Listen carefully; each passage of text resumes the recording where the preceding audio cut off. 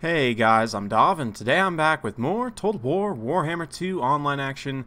Today we're here with some good old Warriors of Chaos versus Lizardmen. You can see these Marauder throwing axes getting absolutely exploded by some Fire Leech Bolas here. They're going to go ahead and return fire in just a moment. We've got two Marauder throwing axe horsemen. For the rest of my army, we've got the whole line of Marauders with Marauder champions out on the flanks. We've also got Familiar Great Weapons and Miststalkers out on the flanks. WULFRIK on a chariot, good old Feral Manticore, because I can never leave home without one now. And we've also got a Familiar Balefiend, Lord of Shadows, and Marauder Hunters with Javelins. For my Lizardmen opponent, we've got Mazdamundi here, whole line of Saurus, Skink Cohort with Javelins, lots of Skink Skirmishers as well, Cold One Spear Riders and Cold One Riders, one unit of Temple Guard. Mazdamundi for spells has Net of Talk, Apotheosis, and looks like Harmonic Convergence and Curse the Midnight Wind, so looking for lots of buffs and so on. So yeah, we're going to get this battle underway. I'm going to swing these calves sort of out to this flank here. My opponent's going to respond with the Cold One Riders, which is just fine with me. I'm actually looking to throw these throwing axes at the Cold One Riders or the Temple Guard if I can. That's going to be my main two targets. The Manticore just kind of swinging up and around the flank. The throwing axes in that initial second were able to get a volley and take down a full unit model of those Fire Leech Bolas, which is quite nice. But yeah, for those of you interested, this is actually a battle that took place on my stream. I know not a ton of you watched it. Some of you will have watched it already, but for those of you guys who want to, I would definitely recommend that you go have a look at that stream. You can see the Marauders charging in here. That Ruination of Cities didn't end up doing a ton of damage to them, thankfully. They're going to charge in here against the Saurus. These sort of... I see what my opponent's going for here with the blocks of Saurus, but because the Skinks are all on a line here, I'm just going to drop a beautiful Sea Fang just right down the line and do a ton of damage. Those Skinks are really not happy. The Manticore, probably not the best thing to chase after these Fire Leech Bolas, but I just want to try and get them, you know, out of here if I can.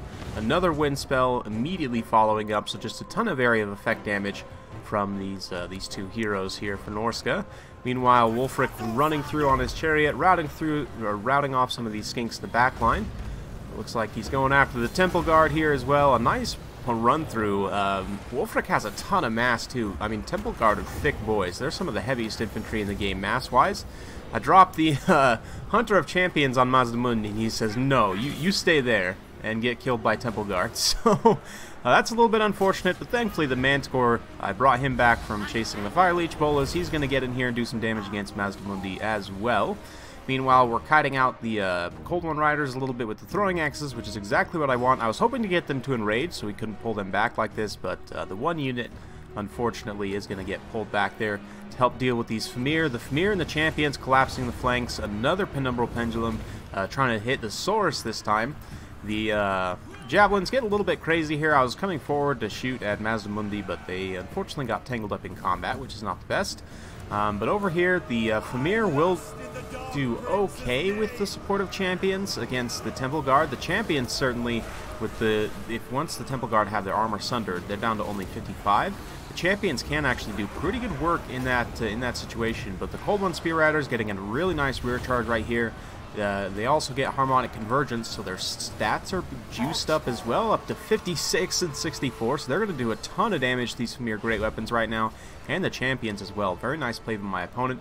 He's a little bit behind on the balance of power at this point, just because I've been able to do so much area of effect damage, and the Saurus really haven't won the infantry fight like they were meant to, just because, again, these area of effect spells for Norsca, just the double wind is so devastating. You can really just do a ton of damage. Balefiend soaking in here, ranking some Saurus as well. He's actually going to start to take quite a bit of damage and not be too happy about that situation, so we are going to have to pull him away. But likewise, believe it or not, cycle charging Mazdamundi with the chariot, although it doesn't look like it's doing anything, it actually does quite a bit of damage, so he's going to go ahead and pull away, drop an Apotheosis on himself, as WULFRIK gets distracted a little bit there. But yeah, you can see those Cold One Spear Riders eventually able to rout off those Familiar with the support of the Temple Guard there. So pretty good situation, although definitely a lot of resources being committed there. Balance power has crept slightly back towards even, but the Miststalkers and the other champions are coming back, having pushed some units off the side here.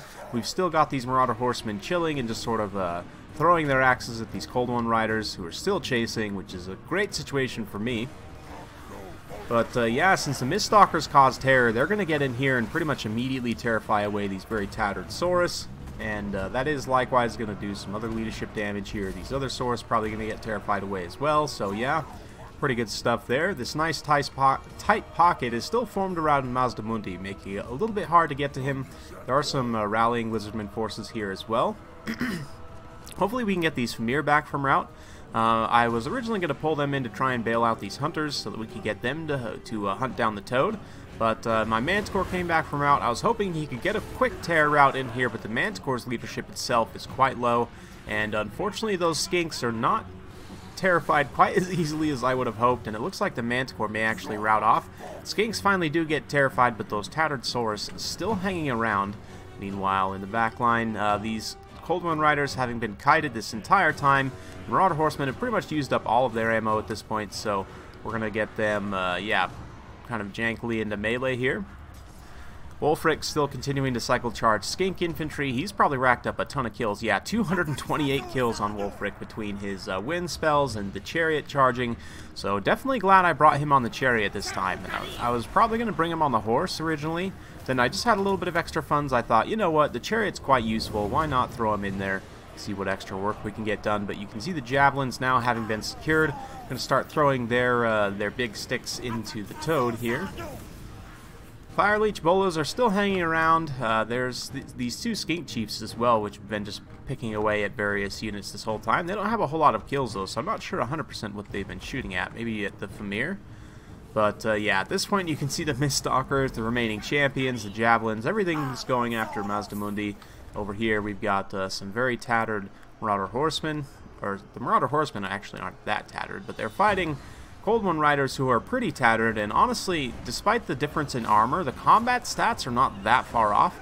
The Marauders do have slightly worse combat stats, but like melee defense, there's only a 2 difference there, and 22 melee attack versus 34 melee defense means they can still get some good work done, especially against a very tattered unit where they can outnumber them like that. So yeah, those Marauder Horsemen actually win that fight in melee. Mazdamundi gets routed off, and then we're going to get the final charge of the Famir here, charging through all the blow darts, which honestly don't do a whole lot of damage to them. They're going to get in here against this final unit of Saurus. You can see Mazdamundi getting chased off the field in the distance there. Very fittingly, one final Sea Fang going to get dropped and cut through a few of these remaining units, but that's going to pretty much be it. So well played to my opponent. Hope you guys enjoyed watching that one. Let's have a look at the breakdown. Again, 252 kills on WULFRIK at the end of the day.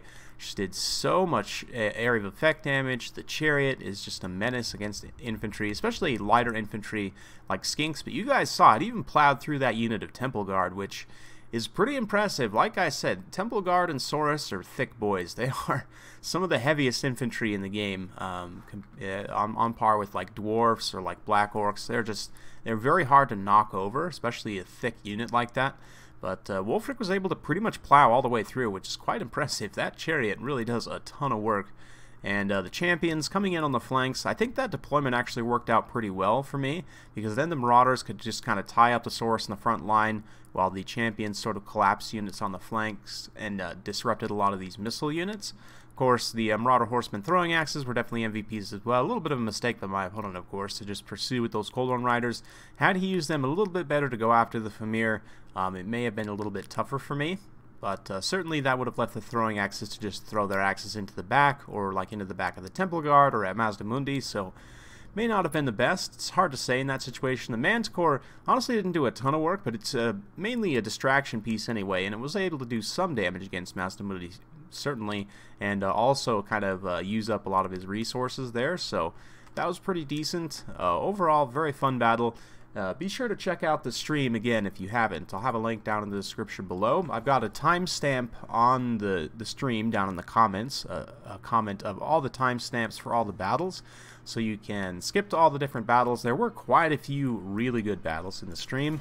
That was a quick battle that I was playing as I was waiting for some people to sign up for the King of the Hill, which is what we did, but yeah, Ristodemos managed to reign supreme for a while until his internet crashed, but then We had, what did we have? Ziphos was up there for a while. I think he was pretty much up there until just about the end, but yeah, it was a super, super fun series. You guys should definitely check it out. Hopefully you guys enjoyed this battle. If you do like this sort of content, be sure to like, subscribe, hit that bell notification button, so every time I upload a new video, you'll be notified. Thanks again for watching, and we'll see you next time.